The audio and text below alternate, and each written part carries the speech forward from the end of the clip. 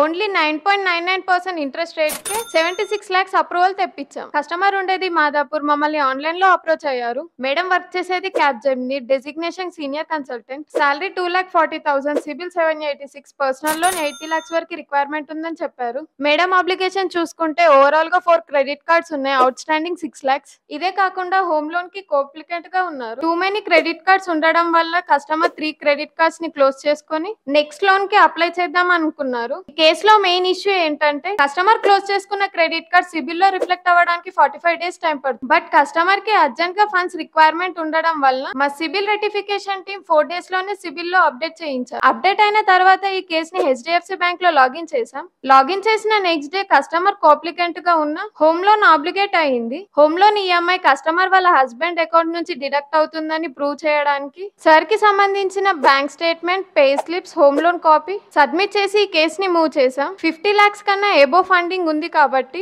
ZCM తో మాట్లాడి only 9.99% interest rate కే 76 lakhs approval తెప్పించాం.